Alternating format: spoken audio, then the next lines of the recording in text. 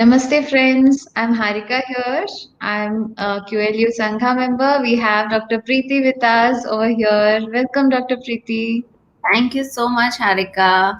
Thank you. Good evening. So, today, yes, good evening to one and all. Today, we are going to have an interactive session with Dr. Preeti.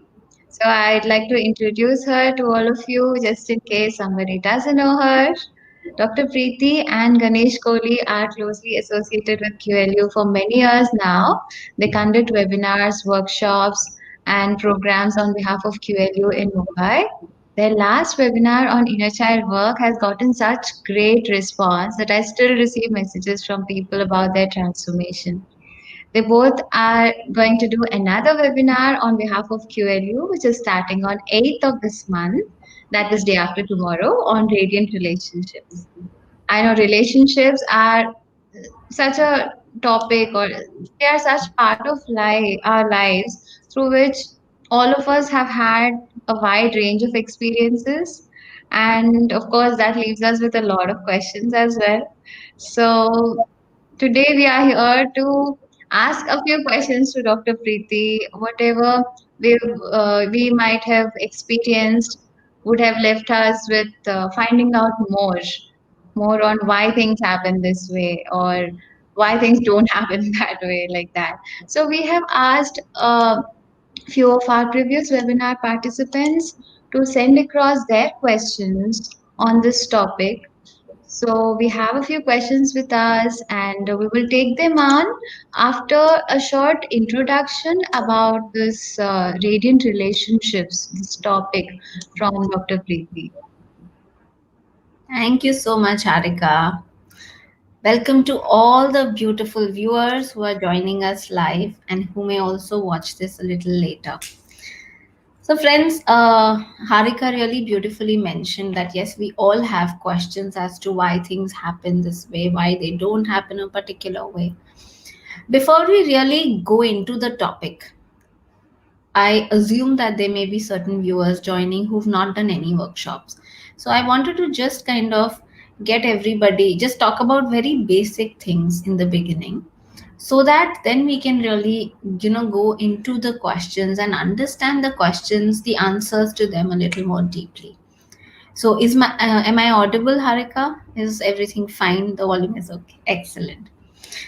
So friends, if we all actually look at everybody's lives, if we ask everybody what is it that we are looking for in life, and if we actually do not have any ideas, preconceptions, supposing that we were not born in India, okay, and I'm asking, okay, what is it that we are looking for in life? Everybody at the base of it, at the core of it, is looking for love, right? We are looking for love that we also want to feel from other people, right? Now obviously a lot of this is masked by other desires. So sometimes we are looking for success, sometimes we are looking for money, for power. And a lot of the times as we look at the childhood of these people, we realize that yes, we were told that if you get this many marks, then you will get this, right? So somewhere the child starts to feel that I will be loved by my parents if I get XYZ, right? So when, even if we want money, we want power, ultimately what is it that we will feel? We will feel love. We all actually at the core of it want love. Even when we are on the spiritual path, sometimes when we say I want mukti or I want enlightenment, right?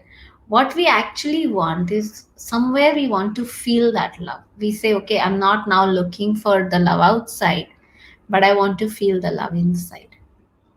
So it is really this love that each and every person is looking for. So if we remove all the ideologies, all the conditioning, all the gyan that we may have received in our lives as we are growing up, at the core of it, every child needs the physical nourishment and the love to survive, right? So that's the first key element that we all need to understand, that everybody wants love, wants loving relationships. Now comes the next question. If two people or four people are, together in a family, and if everybody wants love, wants loving relationships, then why do we not see that love? Why do we not experience that love? Why do we see so much conflict that happens? So that is what really brings us to somewhere question, to somewhere see, and to understand that as human beings, our conscious mind, which is just 5%, which is something that we know, okay, ultimately, when I got married, I started off wanting a good relationship. I had all the good intentions in my mind. But it is the 95% subconscious where I don't know all that I'm carrying. Those elements also come into play.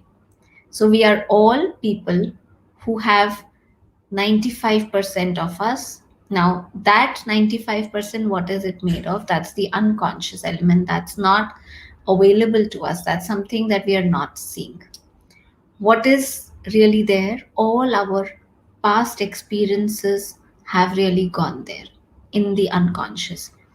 As a child, whatever things are not accepted in the society or what things our parents are not accepting will go into the subconscious. Our past life memories, all the issues that are unresolved, that is also there in our past life. So we are a result of our past. Our past has really shaped us, what we are in the present moment. And even though we may not be seeing it, it's all there within us. So when two people are coming together with all the best intentions, with wanting to create a beautiful, loving relationship and life ahead together, what starts to happen is this unconscious elements start to come in. So when things are not working right, like when Harika said, what happens? We all have questions when things don't go right. Why do they not go right? It is this element which is in the subconscious, which is important to look at, which is responsible in some way in bringing to our awareness something that we need to see, right? So this is the second point, friends, that I want to bring to our awareness. The third important point that I want to share as we delve deeper into the topic of relationships is that every relationship has give and take. Every relationship is actually built by giving and receiving. Supposing I now have met Harika and I want to, I give her something. So she feels like then giving me back, right? So I give her a gift, suppose.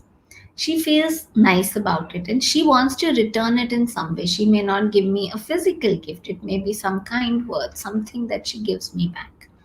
I feel like giving her a little more. She feels further nice, she feels like giving me a little more. Now, this is how a relationship is really built. Every relationship is created by this giving and receiving. So there is a flow that starts to happen. There is this flow of energy which really creates also the relationship. And this flow of energy, this giving and receiving, is a very important element of relationships, right? So that is another key element that we need to understand. And like I said, that when I give her something, she wants to give it back. Now unfortunately it also happens. Now supposing I hurt her, instinctively it'll happen that she wants to hurt me back also, right? We have all come from animals. This tendency to balance, this very instinctual need to create the balance is there, right? So she obviously also wants to give me back in that way. Okay. And if we want to have healthy relationships, right, when we want to create more loving relationships, what is it that would really help? Now if I want a loving relationship with Harika, right, now what when she hurts me or when I hurt her, It always helps if we give back a little less, right? If I don't hurt her back, that will help to really build the relationship, to keep the relationship in giving and creating, in adding love, in giving back in a loving way. It always is nice when we give a little more also. It's good, it strengthens the relationship. But when you want to actually create love, it's important that we bring the mindfulness element. And if we hurt a little less, that is something that really helps, right? So this is the third point that I wanted to bring to our awareness. The fourth point and the final point before we actually move to the questions that Harika was saying we'll go on to, is that it's very natural for us, like I said, that we are coming from animals, right? Our body, our system is designed in a way so that we first protect ourselves. So we have two kinds of experiences. It can be pleasant and unpleasant experience. There is pleasure, there is pain, right? Now it's very natural when we feel pleasure, when we are feeling love, we open up. But it's also natural that when we feel pain, we somewhere shrink back. As it's very natural, we don't want to feel pain, right? So somewhere, if I'm in a relationship and there is pain, the very natural thing is, in a sense, I want to kind of retrieve, right? That's like a in our nervous system, if we understand, like I said, we are like animals. It's the sympathetic nervous system for really saving myself. I go into a fight, flight, or a freeze mode, right? So when that's happening, right, we are somewhere also closing our heart, right? Unconsciously that happens. So if I'm getting pain in this relationship, very likely my heart is going to shrink. So a lot of the flow actually that we spoke about in relationships stops because of this, because there is some hurt, unconscious words happen, there are fights that happen in a period of time. The other person, for example, has said certain words which hurt, and because of that, what happens is somewhere a part of me starts to shrink, my heart starts to shut. And when that starts to happen, that starts to affect the flow of love, the flow of energy between the two people. So, what is really the importance of understanding the science? What we are really going to do in this workshop? This workshop is really about radiant relationships. It's about realizing that this happens in all relationships. Unconscious words exchanges happen in all relationships. Yes, because we are a result of our past.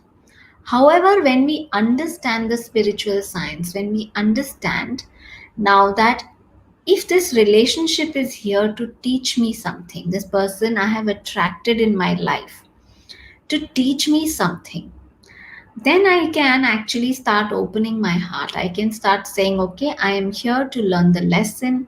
I am now ready to open my heart and learn my lessons. So it's a beautiful, beautiful science. And before we actually start taking the questions, I want to share that I had attended this workshop in 2014 of Radiant Relationships. I had attended this workshop with Dr.Newton, Dr.Lakshmi. And they spoke about this beautiful wisdom that comes from the Essene mirrors. And the Essenes have actually studied this matter to the depth of characterizing 7 types of different mirrors. So if there is this person with whom I'm getting affected, very likely it is one of these mirrors. This person is mirroring to me an aspect of myself, is showing to me something about myself. And if I understand this spiritual science, then I can actually see what is it that they are reflecting back to me. So this science was extremely helpful because, like I said, that in so many situations, our heart naturally tends to close when we are hurt. We naturally tend to want to withdraw from that situation. But understanding that there is a reason for this person to be here in our lives, understanding that there is a beautiful lesson that we need to learn from here, you really once again gather the courage, open your heart, and be there to learn that lesson. And that has actually helped our relationships to become really abundant. So that's the reason why we thought of doing this workshop as well, and we are also conducting this session today for that reason. Wow, those are amazing points, Dr. Preeti. Thank you so much.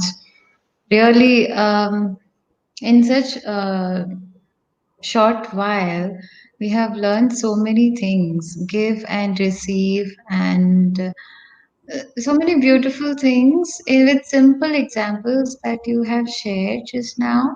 It's very helpful. Yeah, so I'm really wondering, do I really know anything before as soon as I heard these 4 points, it's like, wow, I'm hearing something new. It's amazing. Thank you. And thanks to our teachers, Dr. Newton, Dr. Lakshmi, for bringing us onto this platform and giving us this opportunity to share uh, with everybody today. Thank you, It's Arun. all because of them. Thank you. So, Yes, shall please. we dive into the questions now? Great. So I am sure some of them might have already felt like, yes, their question might have been answered. But there are also many other questions that our participants are eagerly waiting to get the answers for. So I'll not mention the names of anybody here. I'll just ask the questions. So one of our friends is asking that why is it that there's a person and I don't have any good relation with that person, but others have a good relation with Hmm. that person. So, what does that mean? Why is it that for me it's a bad person and for others it's a good person? What is happening? What is the dynamic here? So, friends, somewhere when we say that this relationship with this person, with me, is not very good, right? Now, somewhere we need to really pay attention to what's happening with this person. What does this person trigger in you? The relationship, if this person you're recognizing is having good relationship with the other, I think somewhere you really have the wisdom. The person who has asked this is already seeing that there is something that I need to work on. So firstly, I would really want you to give a pat on your own back that you can see it, that you're already not saying that there is something wrong with that person, and you're saying that why is it that this person does not have a good relation with me and they have a good relation with the other. So, firstly, as you acknowledge that, yes, at least you're not blaming the other person, the next step is really to see why is it this relationship between me and this person not working, right? As you understand, as you start paying attention to it without blaming the other, but also without going into the guilt, and also with a lot of love, trying to understand what is this person mirroring in me, right? Now when we say what is this person mirroring in me, some of the elements are very subtle elements. Sometimes the elements, the lessons that we have to learn are also karmic lessons. So when you start asking that, it may happen that you don't get the answer immediately. You may not get the answer the same day. Maybe you ask the question, but then you start getting answers in your meditation. Or if you are attending the workshop, or you've gone through this workshop before with Dr. Newton, Dr. Lakshmi, and you already understand the science of the Essene mirrors, you actually just stay present with the question. You stay present to the guidance of your masters, your guides. So the answers will really start coming. Start paying attention to what you feel when this person is there. Are you projecting some of your needs? Sometimes in our relationships, we have expectations that that we want should be fulfilled, or sometimes we have our fears. which we are not really ready to look at, right? And this relationship is very fear based relationship. So just be open to seeing what is it that's really that I am bringing to this relationship that is responsible in this relationship not being very nice, and that is what will really start helping you. That's amazing, Dr. Preeti. So that is so true that we do have expectations and sometimes fears also. We don't want to come out of our comfort zone. And it feels like, oh, the other person is expecting from me. So what if the other person also has expectations? Is it not right? Because it's like common to have expectations, isn't it? Yeah, yeah. So, see, we all have needs. We all have human needs, right? Now, it's good to, when we all have needs, and like you beautifully said, we all have expectations. But that expectation is different from we have needs and we can make request. When I'm Ah, saying yeah. that, when I'm requesting you, Harika, can you do it from me, for me? Now, when Mhm. I, in my heart, when I'm giving you the freedom that it's okay if you say no. So it may happen, you may have your own reasons and you can say no, right? And if Yeah. I'm, it's not going to hurt me tremendously. Then that the Mm. request and the expectation, there's a subtle difference. The Yes. expectation is like a burden on the other person, right? Oh. And a lot of expectations actually come from our unfulfilled needs as an inner child. Some a lot working with a lot of couples, what I realized, so I'm taking an example of a couple because I think the maximum hurt and expectations lie there, right? Now, Mm. working with a lot of couples, what we realized is that 90 to 95% of the conflicts where we have expectations come out because we our needs were not met as a child, and somewhere we are scared that even my partner will not meet it. So that fear energy is there, and because of that, that expectation is there. So the word expectation is, there's a very subtle difference between request and expectation. I think that's what, when we pay Yes. attention, we will realize what we are really doing. That is so true. The statement that brought in aha moment for me was that the expectation is a burden. It's so true. When somebody expects from me, I would feel burdened. Then how can I expect? That common sense I keep missing. And I guess many of us forget it. When we expect, we don't even realize that we are asking something out of expectation. We are burdening the other person. If that realization was there, I think so many things would change. That's beautiful. Thank you. Thank you, Monica.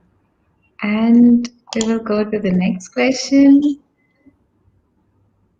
So, another friend is asking, is there a past life karma behind our relationships, like near and dear ones, blood relations, spouse, or children?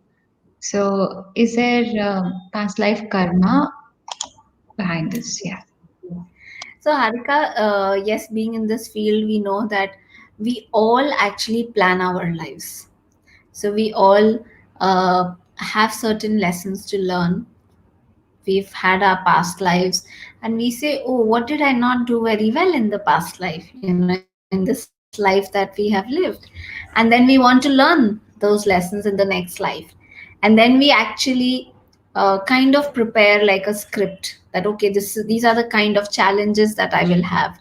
We request our people from our soul group, we request some of those people to play the part. Now, a lot of this is not exactly completely decided, so there's like, um, I was reading this book of Robert Schwartz, and where he's researched so much about the soul plans, right? Where one of the mediums told him that it's like a flow chart, that you meet this person, and if you do this, then this will happen. If you do this, then this may happen. So yes, we tend to plan our lives, we tend to plan our challenges, and a lot of the unfinished business is definitely there as karmic. So there are we need to balance. Sometimes the karmic balance is there. Yeah. So supposing if you have received a lot, and you may just plan to experience the other side, that now you will be giving, you will be serving the other person. So you can, a lot of our relationships are definitely karmic, particularly with the spouse. So there was a study I had read in one of the books where they said that 80% of the spouse relationships are actually karmic relationships. So there is a lot of karmic balancing that we really decide to do. So we come under the same house so then we don't escape our lessons, and we really face them and complete them this time. Hmm. So that's great. So that means we do have karmic relationships, especially with the spouse, and it is possible that we have it with other near and dear ones as well. That's good. Yeah. So, uh, so Dr. Preeti, there is a question and coincidence or what, I don't know, but in the comments also there's a similar question.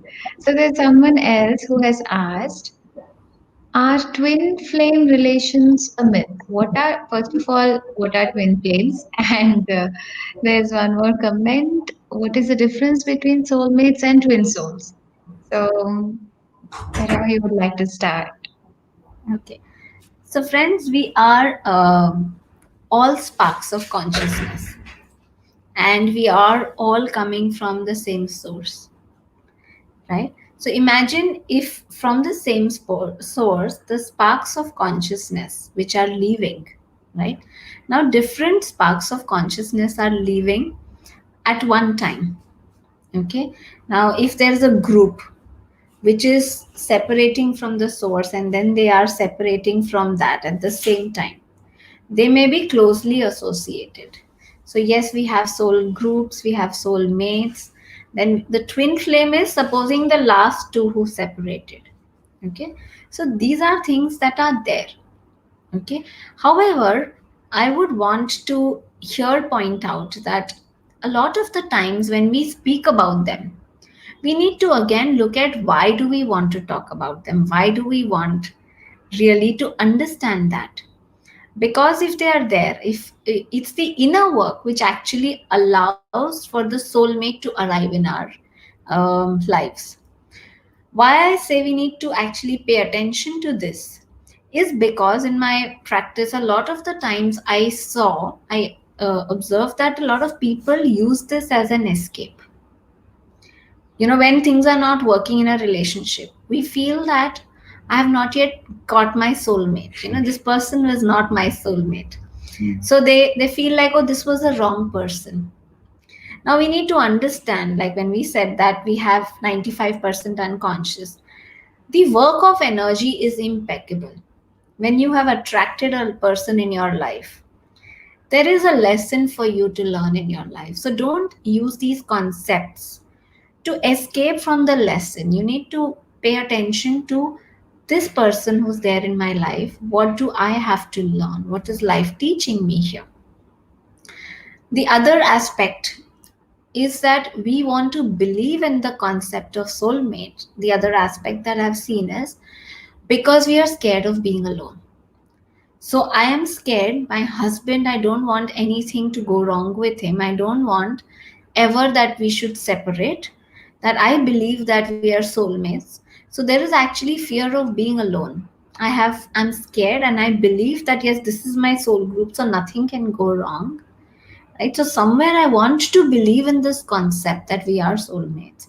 So it's important to recognize that if you're soulmates and you're meant to be together, you will be together. If you have a soulmate and the soulmate is meant to arrive, they will arrive. But don't go too much into the theory, because a lot of the times really going into that creates more mess in our lives rather than creating more beauty. The idea is to create more beauty. And I'm now going to bring to you somebody who creates a lot of beauty in my life. There's a little surprise. My husband who's also my teacher in his own right. He's joining us in the conversation. He's going to Hello, be co-leading friends. the workshop with Wow. me.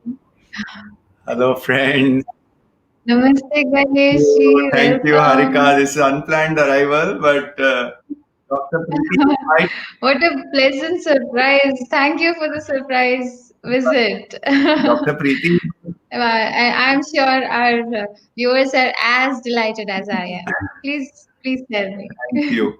I was although Dr. Preeti is my teacher and I just follow whatever she says, but I heard about soulmate and I immediately felt like I should arrive Right because time, at the right time. uh, because really, my personal experience is everybody is my soulmate and nobody is my soulmate. You know, Wow. everybody is a soulmate. We are all, Hmm. one when we start to experience that oneness with other human beings, we realize that, it's part of our soul journey to be together on this planet Earth at the same time. We could say Harika and Dr. Preeti are also soulmates, and we are all, this whole concept has been overblown so many times. Oh, I'm waiting for my soulmate. Once, what I learned from Dr. Newton and Dr. Lakshmi is no soulmate without your own inner work. Inner work is the only way to find soulmate. If you go to jivansathi.com and you try shadi.com trying to find soulmate in this place, that place, you go to parties to find a soulmate, you are doing everything to find soulmate. But Yeah. Dr. Lakshmi taught me that you have to go inside, then you will find soulmate outside. And so it's very important that we, and Dr. Preeti just shared, why are we looking for this soulmate? Because there is something that we don't want to look inside, so we are looking for it outside. Why this concept creates so much curiosity in our life? Because this is a way for me to fill a bottomless pit. The void in my life I fill with my soulmate. you know the way to fill the bottomless pit is to put an end to the bottom. It cannot be bottomless if you actually go in and address what is happening. So very beautifully she said, also Preeti, that this fear of being alone, uh, and actually it's not about the fear of being alone, but it is the myth that we are alone. Actually, we are oneness beings, but in this physical plane, we start to feel, as we grow up, the individualism comes and we start to feel the separation more and more. And the more the separation we feel, the more the desire for soulmate. So we are all soulmates, Harika. We are all of us. Pavan is my Yes. soulmate. We are all soulmates, actually. Yeah, that's amazing. That's amazing. The answers that you both gave are really so deep. I'm sure after this, nobody will even think of a soulmate for first. They will think of filling their, creating a bottom for their cup. That is so clear, and you gave answers like, like peeled banana. You're just right, giving it right to us. That's amazing. So, I really love the point, Dr. Preeti, what you said, why we are looking at it. Why is it that you want to know about soulmates suddenly out of the blue? That's true. There's some lack, some void. That is to the point. Thank you so much. That helps a lot. And so, someone is still asking about twin soul. Would you like to answer that? I think already Dr. Preeti has answered the So last I'll two. explain that. So one or two examples where I have seen, okay, Mhm. where they recognized in their sessions that they were twin souls, right? Now, when a twin soul or a soulmate arrives in your life, right, you instinctively know it. You don't have to ask anybody. And a lot of the times, these are not people who will be married to you for 50 years or whatever. A lot of the times, it may happen that you are going through a period in your life. You are probably living with some unconscious fears or something. There's a status quo. And suddenly, a twin soul arrives in your life, shakes your life up in some way, where you're really forced to face your fears. Something has just shaken in your life, and then after a short period, we've also seen in some of the cases, now this is not, don't take it as this is how exactly it's going to happen, no, but in some of the cases I've seen that then they leave your life. So they come for a short time, and that's how it's been planned, again as a soul when we are planning. So that's how it happens. So if for somebody, Mridula ji is I think asking, so if you experience that, okay, yes, there is somebody, why do I feel this very strong connection with somebody? Yes, it may happen that this person is somebody that from before. Whether it is a twin soul or it's a soulmate, don't go too much into the theory of it. But no, okay, this person, I do feel a connection. What is important is, what is this connection bringing to me? That's what is really the important point to understand, that what is this person again mirroring to me. So out of these 7 mirrors, when you understand the mirrors, you will see this person is actually again a mirror, bringing to you a gift in life. Every relationship is really a gift in life, whether they come as catalysts who are positive, whom you see that, oh, they bring so much love, or you see they bring a big challenge in my life, right?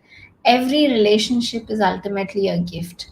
So you need to just pay attention to what is this person creating in my life, and don't go too much into the theory whether it's a twin soul or a soulmate, and what is going to happen if it's a twin soul, where is it going to lead to. Don't go too much into that. And I would Yes, just say, that's perfect. Harika, one other point for all Yes. our friends today watching. By the end of it, we have to live on Mother Earth for another 100 years, 200 years, 60 years in this physical plane. So everything that we do is really to make, radiant relationships is, to make the relationship in this physical plane beautiful.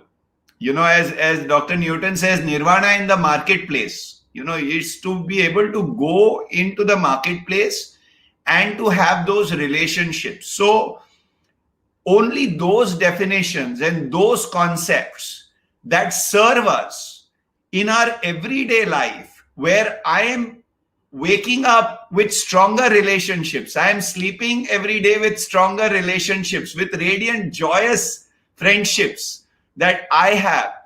Those are the concepts that are most valuable currently. It's like when you teach in 8th standard or 9th standard, one student, you teach him physics, and you teach him physics and you tell him, my dear child, now you study physics. After 20 years, you will use this somewhere, maybe. We are not sure, but right now you study about all these concepts. You study gravity, you study acoustics, you study concave, convex lenses, you study all that. After 20 years, we will tell you. The child goes off to sleep in the class. He gets so bored and he says, oh, I don't want to study this physics because it's of no use to me. The child is so wise, because he wants to learn that if you want to define gravity to him, you have to explain to him and show him why he's not floating in the air. Acoustic sound waves are going out of my mouth, they are getting bouncing off the wall, coming back. You have to really, concave convex lenses some of us are wearing, you have to really bring it to life. Any concept that you can bring to life. When we do this workshop on radiant relationship, we really have to bring concepts to life. That today evening I will not fight with my friend, or I will not say hurt. I will not be hurt by certain things. It has to bring Mm. transformation today in our lives. And that's the power of this. Is a very grounding workshop, actually. Relationships, radiant relationships we have in the physical plane with everybody, from the watchman to the husband, everyone we are related to. And how Yes. those relationships impact us, what we do, how can we change our, our existence and be joyous in each of those relationships. I think that is really what those questions are the most important right now. And of course, in we will show you how to find the, we will share about how we found soulmate. We found on jeevansathi.com, Preeti and I, Oh, wow. but without looking for soulmate, Without Soulmate. knowing about the Yes. concept of soulmate. without ever knowing concept of soulmate. It is Yes. actually, all marriages are work in progress. Anybody who says on from the first day I was soulmate, God bless that person. We have to meet this character. This is not possible. Mm. Actually, the more inner work we do, the more we transition from acquaintance, lovers to soulmates. It is a journey Wow. from acquaintance to lovers to soulmates, because you go from that first acquaintance to that spark, all the attraction, etc., that you have, which is a very normal thing. And then eventually, the more inner work, the more inner silence we have, then we become soulmates. So don't go out looking for soulmate first day, because someone will become your soulmate after a few years. Actually, it will happen that way also. Mm. That's amazing. Thank you. Thank you, Ganesh ji. So there's this another person who has shared about some issue. So how to this person is asking how to deal with third parties where husband blindly believes in them than his own wife, where wife can see who clearly are bad for them, but husband fails in observing that. Can you answer that? This is common problem with husbands. Don't worry, I also had the same problem. And then wife saw and she guided me. But Dr. Preeti can answer. So I think Manuji, when you say where wife can see who clearly are bad for them, but so this part I didn't understand, but I'll answer what I understood. That it's important to see that when your husband believes in something, right now, what is it that you feel? If I'm understanding, I'm here thinking that you're saying believes in them means believes in this thing soulmate concept. Is that what you're talking about? What is So maybe Can what I I? understand is yes, yes, Ganeshi. Yes, I think what Manuji is talking about is the husband has a certain perspective and a certain belief in certain individuals, whereas the wife Mm. has a contrary perspective and she does not believe in that. And after a certain point, the wife is not able to alter that perspective of the husband. The husband continues to believe certain things, whereas the wife would like the husband to have an alternative perspective. Uh, and Okay. so what comes to me is, there are, in a partnership, in a relationship, after a certain point, if we forcefully try to change the perspective of the other person, then we are starting to nag and it will only take the relationship away. See, every relationship, every person has his own or her own lessons to learn. The idea is to hold a beautiful space where you are not nagging, but actually you are, every now and then you can, share a story or a personal experience or hold a mirror, but not really trying to change that person. When the effort is, Manuji, to try to change the husband, then it's a big problem. Because, Dr. Preeti, she was so soft with me. I was very, she was so calm, and I used to be this go-getter and very physical. Arey, what spiritual? We have to live in this world. And she took patiently told me, Ganesh, you may want to consider meditation, and said, 3.5 years later, I listened to her. So what is very important is, patient. She told 2009, she went to Dr.Newton. She's telling me, come, we should go. We will talk about PLR. I said, don't even tell me about past life. This life, so many problems are there. How can you tell me about past life? And so, but 4 years I took. So whenever the person is ready, your partner is ready, when he's ready to receive certain thing, don't force feed water or food to the partner. You have to hold the space. Whenever the person is ready, they will drink that water. Manuji, I hope that helps. That's amazing, Ganeshji. Thank you so much. So we will move to the next question. So there's another friend who's asking, why are some people loners all the time? Why, despite everything, they fail to have a good relationship, be it family or friends, whoever it is? And why, at the time when they need company or companionship, they end up being more alone? So, what is it that needs to be learned or worked on?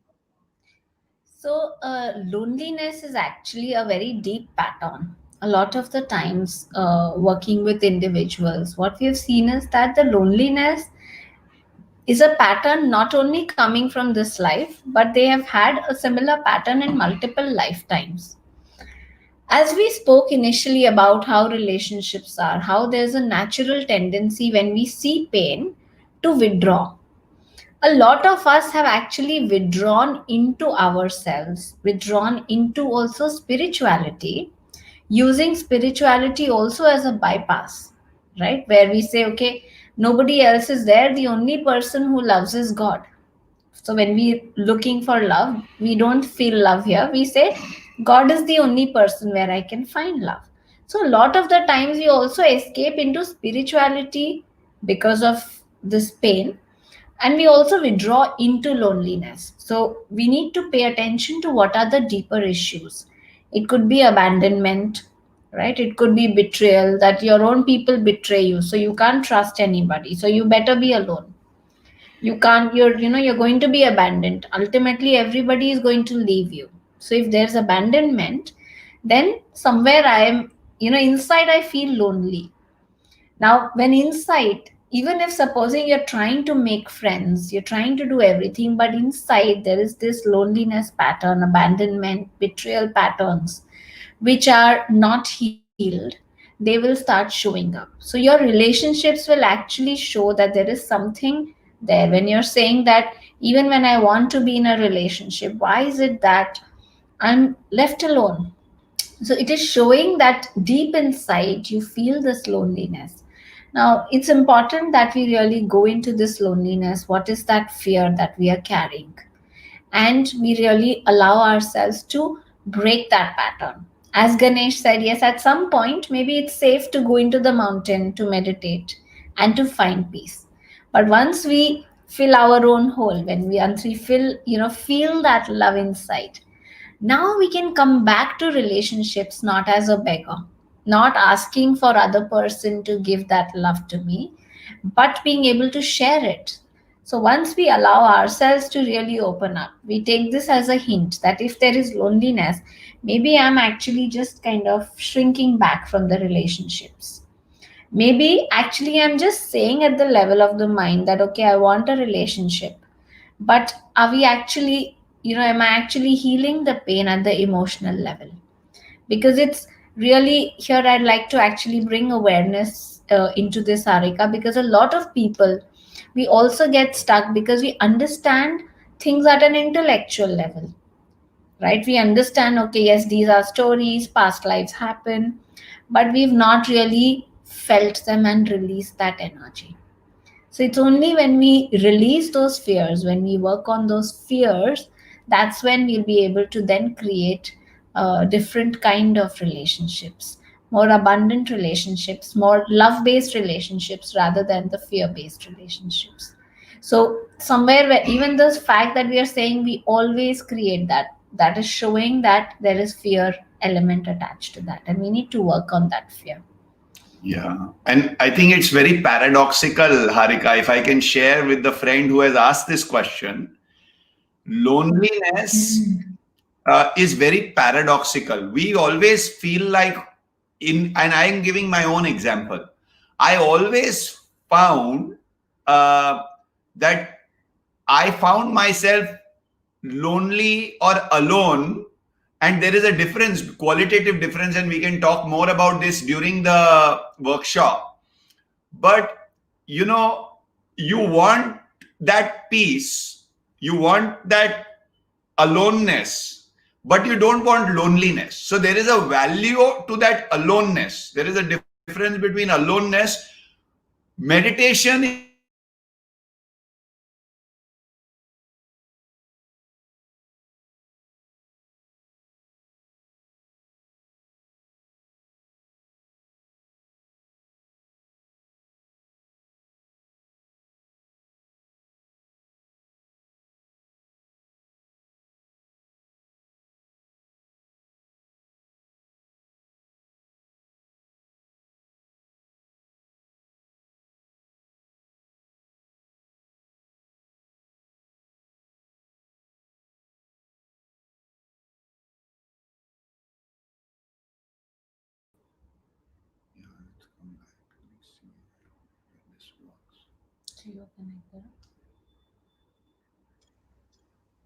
Yeah, now we can see you. Okay. Sorry, I don't know what point, Harika, did you lose us? Uh, yeah, aloneness and loneliness. You were explaining the difference about it. So the beauty of meditation is really enjoying the aloneness, whereas Mm. loneliness is coming from generally some past experiences, like Dr. Preeti said, of betrayal. So in my case, I realized that I carried the this loneliness from my my parents, and there was this there energetically I felt lonely. So we can talk much more about this, but actually being by yourself can be very beautiful or very traumatic. And to distinguish being by yourself and to actually start enjoying being by yourself, versus being really feeling down about it, is something that we really have to work on. And again, I don't want to take all the time here. I can see many other questions. Someone is also, Harika, if you want to take that one on relationships and patterns at work, if you I don't know if you reached Yes, that far. yes, yes. So I'll read it out. So there's someone asking about relationships and patterns at work, as jobs are so important nowadays and we spend more time at work. So this person has asked the question beforehand, what about relationships at work and patterns? And even when we work on them, the other person is not interested. So what if the other person is not Yes. interested? So, Shubhra, we actually, one of the myths and one of the reminders which I often give to people that we're working with is when we say, I'm working on a relationship. You're actually never working on the relationship, you're always working on yourself, right? The relationship is a mirror. Just so, for example, if this is a mirror, you are just recognizing that yes, this is a mirror, and it's showing something to me about myself. So we are never working on the relationship, we are never trying to change anything in the other person, in the relationship. We are always taking the hint and seeing what is it that I need to change in myself. Now, the relationships are all kinds of relationship. It could be a personal relationship, it could even be a professional relationship. So the lessons that we need to learn will be mirrored in your personal relationship. When a lot of the people who don't then out of fear have personal relationships, also they are worked. They're also mirrored in their work relationships.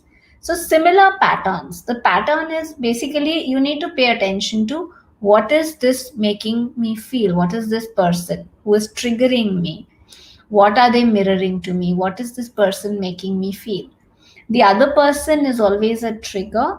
What are you feeling? That's what is important. So it's the same science that really you need to understand and see what is it that they're working, that they're creating in you.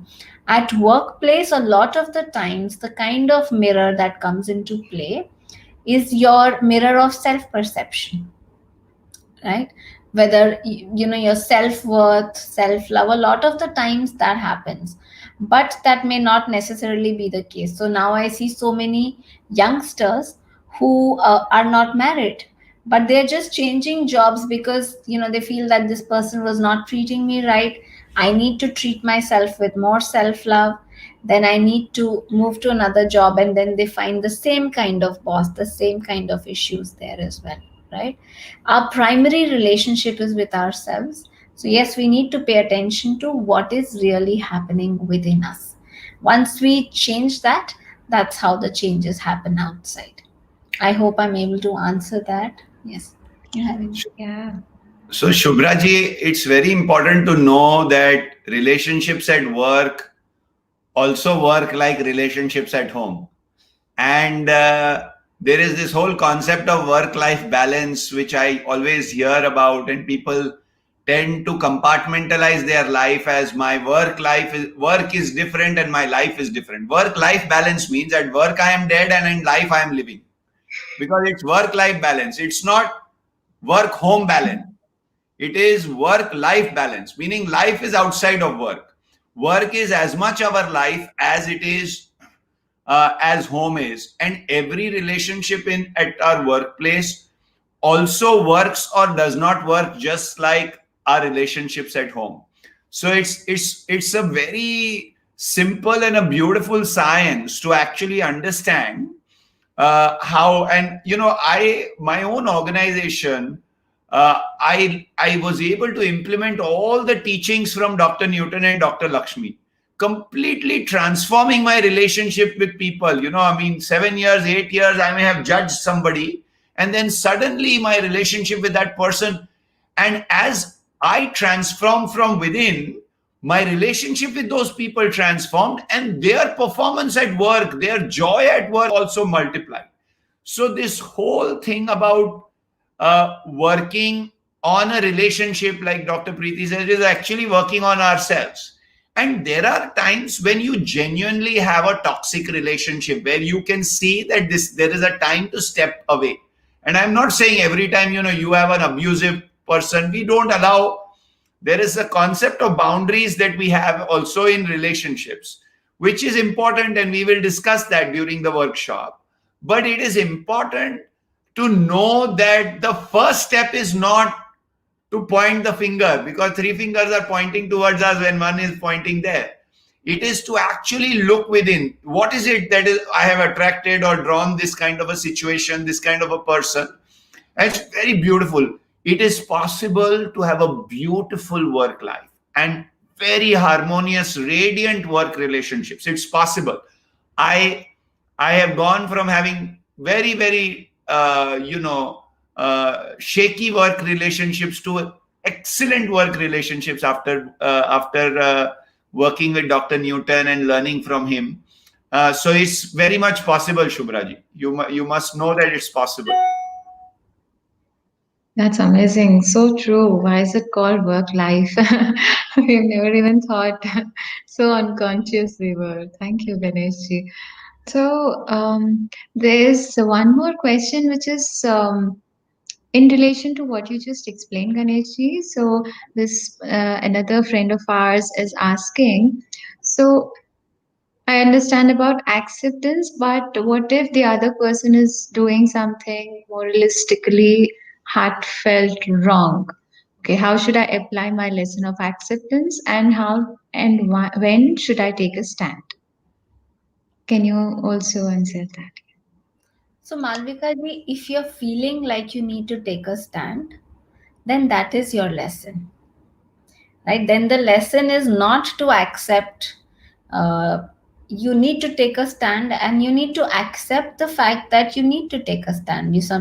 Everything is not going to be working right, and you need to just acceptance is just recognizing that yes, this is happening, right? And if it feels right that you need to take a stand about it, then yes, you need to do that. It's important Now, here I would want to just kind of bring to you two words. Sometimes we feel when we say acceptance, we shouldn't judge the other person, right?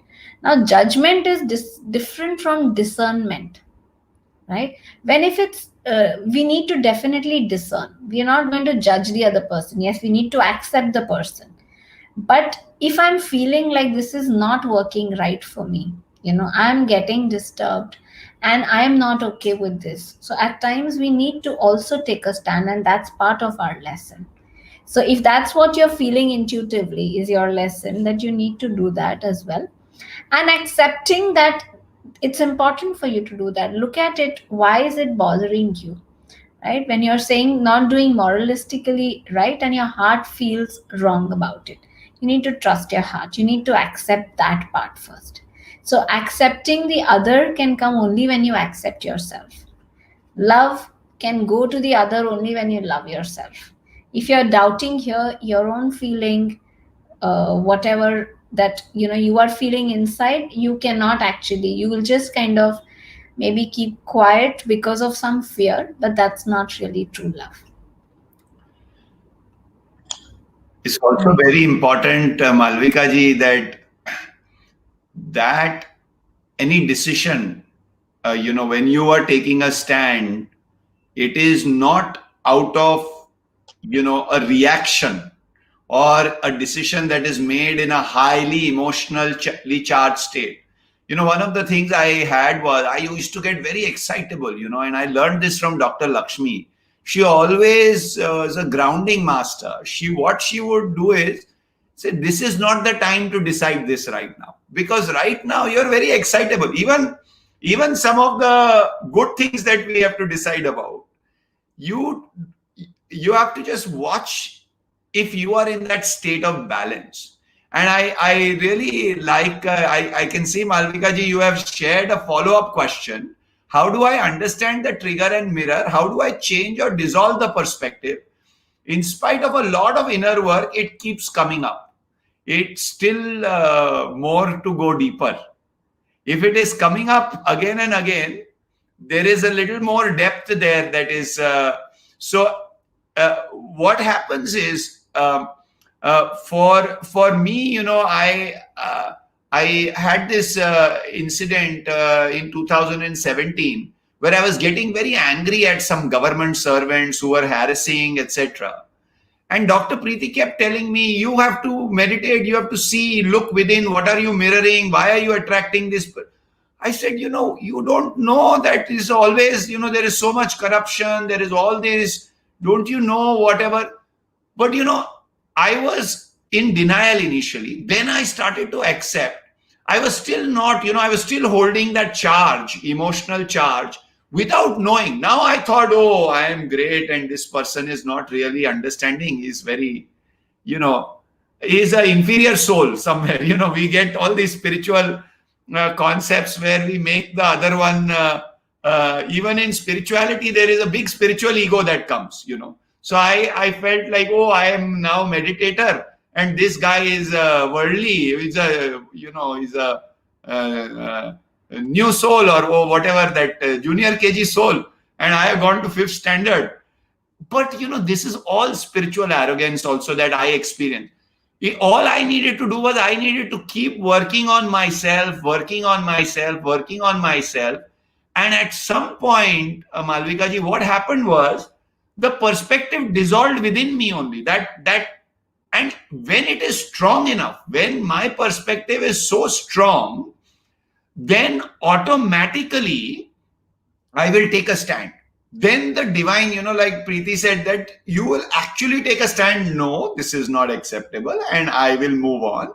I choose to step back from this situation, and it happens very beautifully. But as long as it doesn't happen in an emotionally charged state, it doesn't happen as a reaction to something, I think we're in good space. Keep practicing, Malvika ji. You're on a beautiful path. Keep practicing, and the more inner silence, the more the answers will come to you yourself. Wow. Thank you. Thank you, Ganeshi. Thank you, Preeti. So I'll ask the one last question before we move to the meditation. And the last question is, after working on ourselves so much, will we be able to have radiant relationships in this lifetime itself? Is it even possible? And one more thing is, someone is asking, so when we have these healed relationship, is it going to be like a movie, how we see happy ending and all those things, or how is it going to be?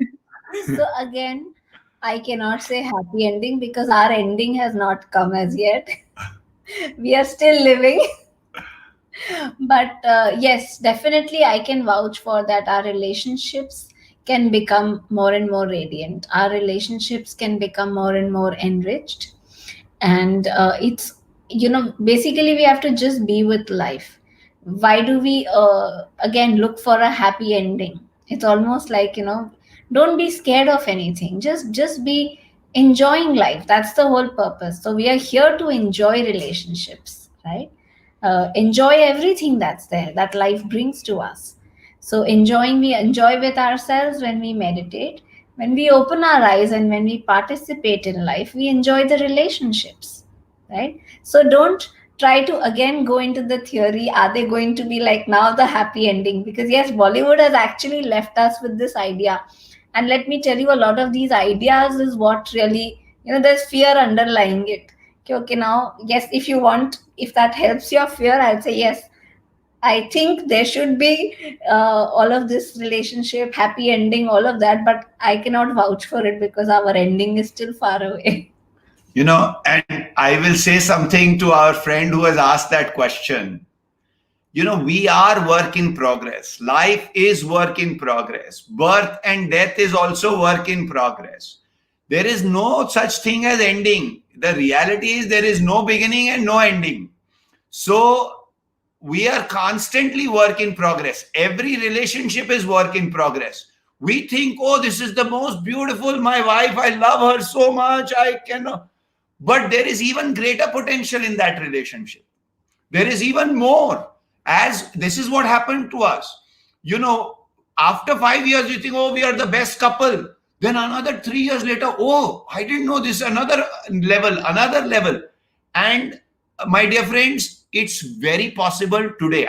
Give the example.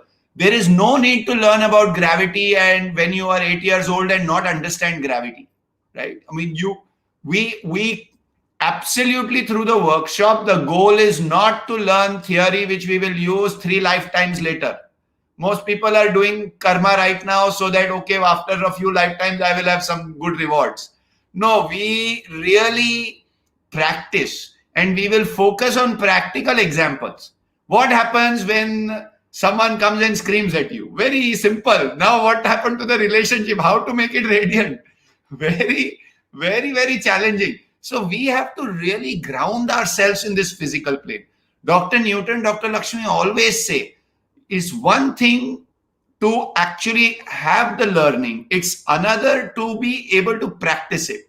Our teachers are champions of champions in practicing the wisdom. When we talk about radiant relationships, we do not talk about radiant relation for next lifetime. We do not talk about happy ending. We talk about continuous beginning, meaning keeps beginning and beautifully it keeps evolving. Every day there is always going to be a potential to rise higher and higher and higher and higher. So that is what we will do. And very much we must not come with the worry that, oh my god, now I have to learn theory, then I will practice later. No, we will practice and theory together, and yeah, almost immediately we apply whatever we learn, friends. It's amazing. Thank you so much, Ganeshi and Preeti. So we look forward to practicing with both of you, and we look forward to the meditation Thank you, right Arika. now. And before we dive into the meditation, because uh, a lot of the times I like, if you want to be in the quiet after the meditation, I really enjoy that, leaving the audience also with that.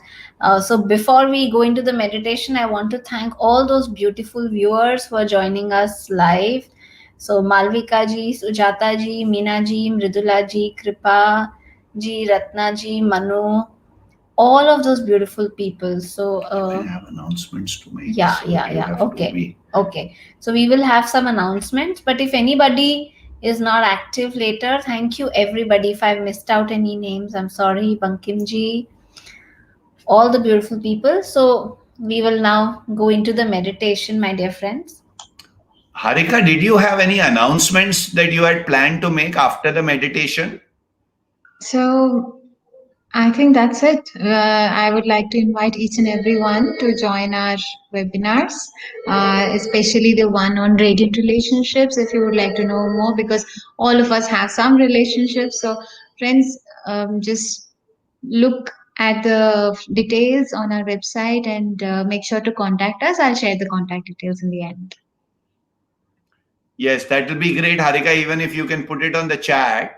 So, Yeah, just sure. in case our friends go into a deep inner silence after the meditation, we can allow Yeah. them to remain in that silence. So, we will not speak after the meditation and we just Yes. let them be. And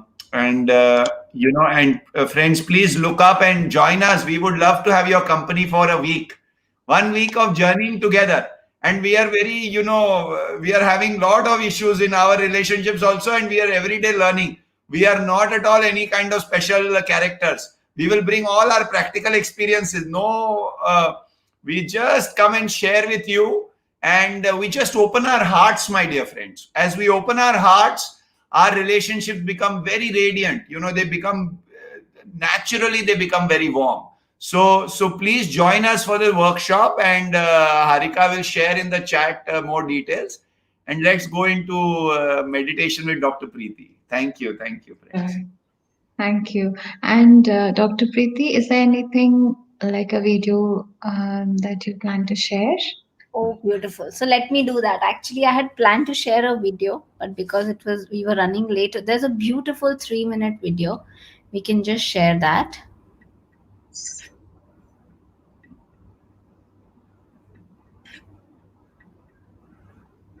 Friends, do listen to this beautiful wisdom that this master is bringing. Is darling, I'm here for you. The first mantra is darling, I'm here for you. When you love someone, the best thing you can offer him or her is your presence. How can you love if you are not there? It's a lovely mantra, darling, I'm here for you. And you look into his eyes and you say, darling, you know something? I'm here for you. You offer him or her your presence. And your true presence. You are not preoccupied with the past or the future, your project. You are for your beloved one. The second mantra is, darling, I know you are there. And I am so happy. Because you are truly there, you recognize the presence of your beloved one as something very precious. And you use your mindfulness to recognize that, embrace your beloved one with mindfulness, and she will bloom like a flower. To be loved means to be recognized as existing. And these two mantras can bring happiness right away. Even if your beloved one is not there, you can use your telephone and practice the mantra. Darling, I'm here for you. Yeah. And darling, I know you're there.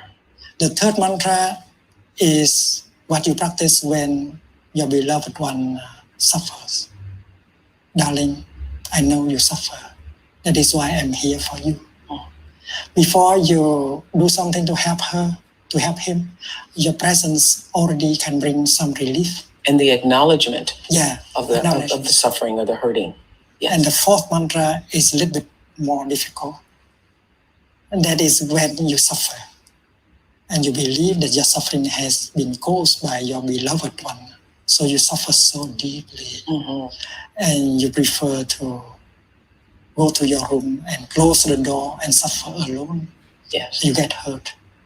And you want to punish him or her for having made you suffer. Yes. And the mantra is to overcome that.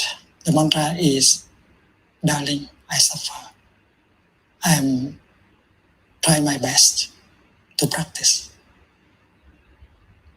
Please help me. You go to him, you go to her and practice that. And if you can bring yourself to say that mantra, you suffer less right away.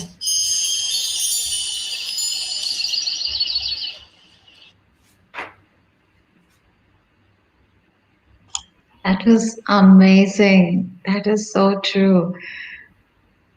Thank you so much for this profound sharing. Thank you. I think a lot of inspiration really in our relationship also came from this beautiful master, where really you gather the courage. It's basically just presence that it needs for every relationship to make radiant.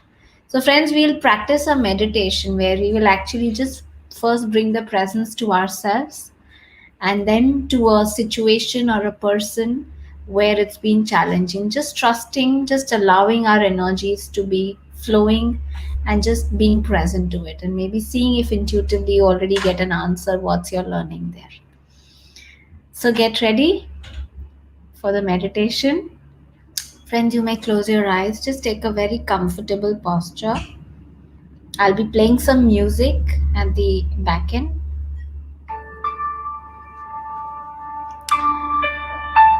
As you close your eyes, my dear friends, take a couple of long and deep breaths. Breathing in, take in all the beautiful, loving, healing energy that's there all around us.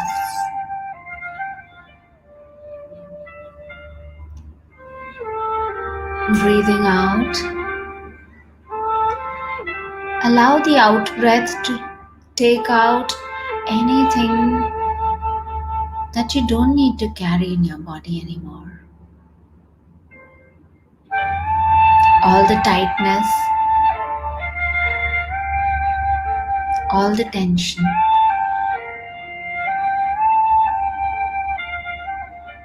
All the stress. Our breath has the wisdom. It brings in all that we need. All the life force, all the love. And just allow all the tightness, all the stress to leave your body.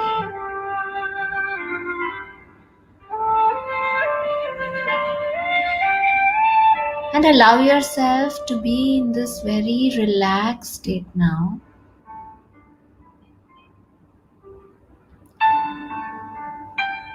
Bringing this beautiful quality, this deep presence to your own self.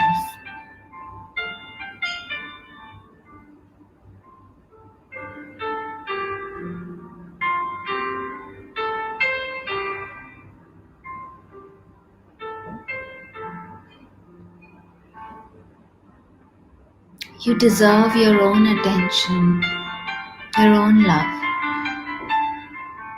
Be present for yourself, to yourself, with more and more love,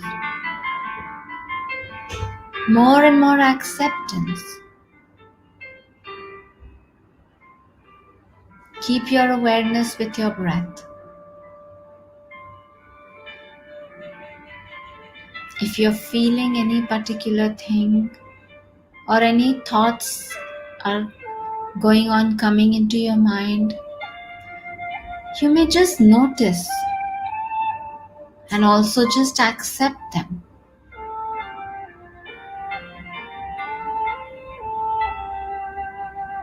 But tell your mind now, we can be with the breath now for a bit.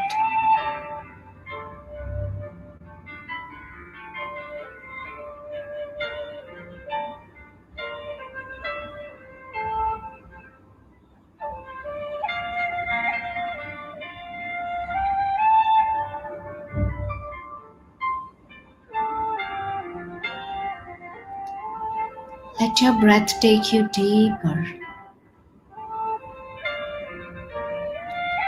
deeper within yourself.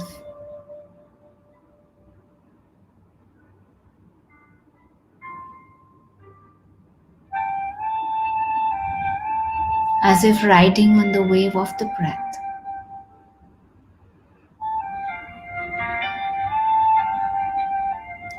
Deep within you is all the love, peace, and joy. Just surrender to the breath.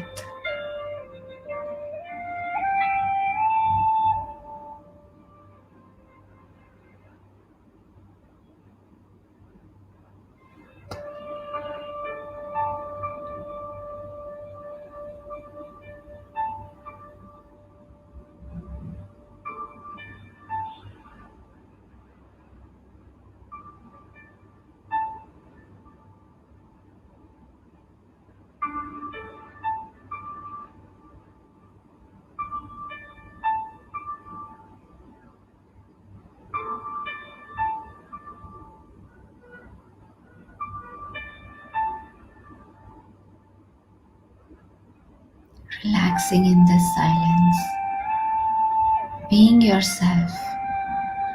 I'd like you to now pay attention to your heart chakra, as if feeling your breath now going into the heart center.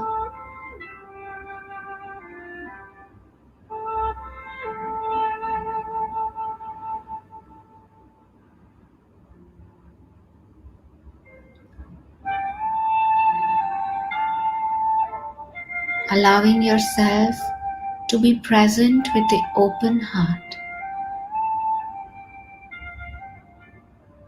I want you to now visualize, imagine, or feel that there is a beautiful crystal ball or a ball of energy in front of your heart, outside of your body. You may visualize this in whichever color that comes to you intuitively.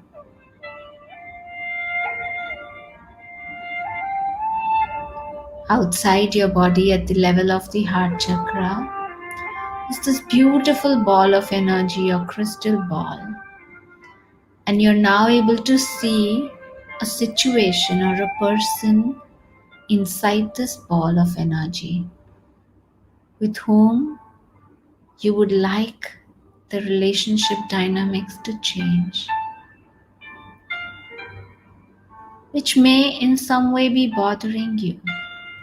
Allow yourself to just visualize this person, feel this person or situation inside that ball of energy.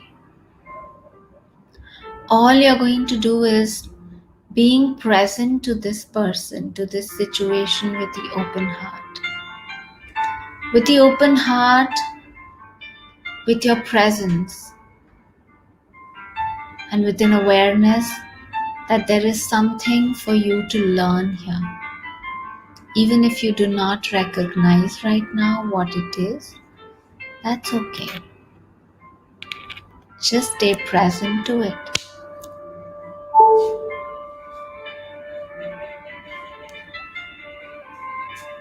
Notice if you tend to get a little fear. As you acknowledge it, just breathe into the heart. Just telling yourself it is safe for me to now. Just be present to it.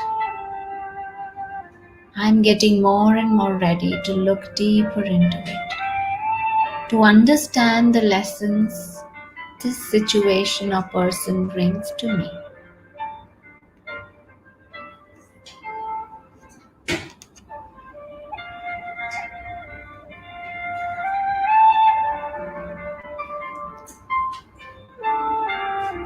Your presence, your open heart allows for the energy to flow, allows for your awareness to recognize what is it that you have to learn from it. You don't have to think about it, just surrender to your breath. Just be there, be present, and relax in this moment.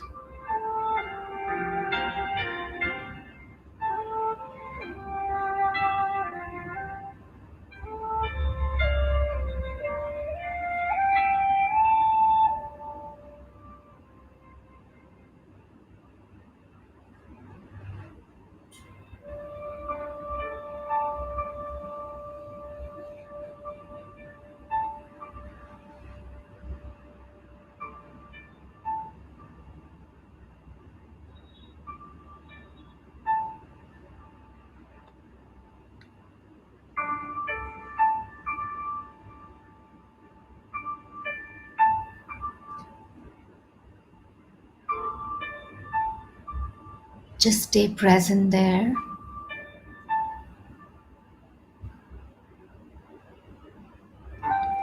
Your presence and the flow of energy. And trust your inner wisdom. Relax. Just be there. Be with your breath for a couple of more minutes.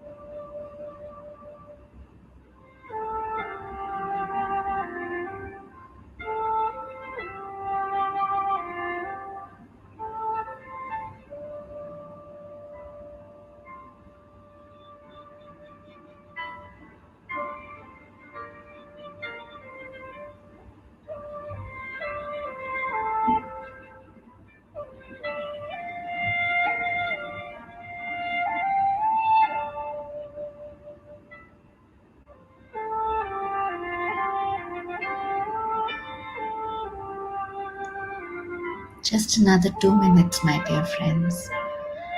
Let the silence bring you the insights. Our breath is the master. Be with the breath for another 2 minutes. Notice any insights that may spontaneously just come about this situation, about this person, about this relationship, about the lesson that is there in store for you in this. At this point in time, if you're already recognizing that, allow a deep forgiveness to happen if that is something that you need to do. If you need to forgive the other person, or also ask for forgiveness from the other person.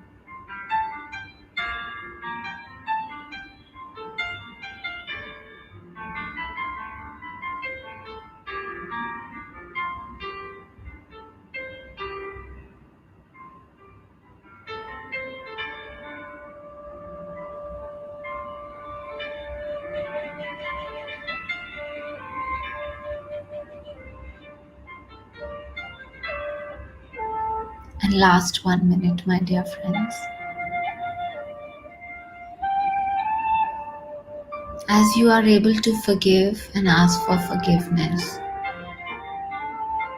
allow yourself to now surrender this ball. Let it go, merge into the light. As you breathe in the wisdom, breathe in the love, and continue to be with the open heart. Let yourself just again relax with the breath for another 2 minutes. Just be with your breath, integrating the wisdom, integrating the insights.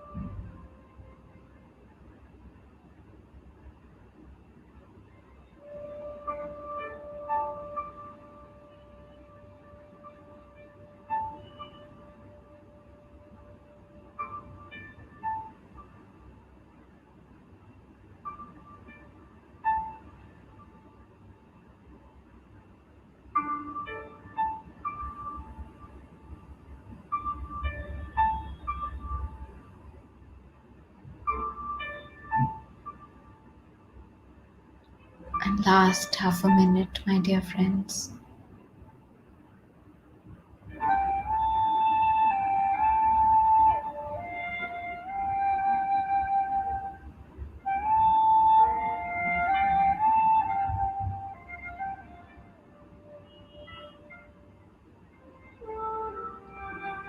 Five, four, three, two, one, and 0. Slowly take a couple of long and deep breaths. Rub your palms together. Cover your eyes with them, and slowly you can open your eyes.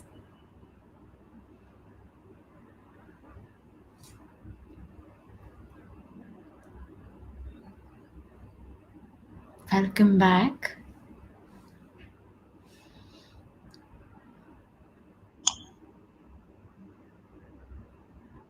Thank you so much, Dr. Preeti. That was a beautiful meditation. Thank you, Harika. And friends, we'll all see you on Tuesday. Thank you. Thank you. Thank you so Thank much for your you. presence here today.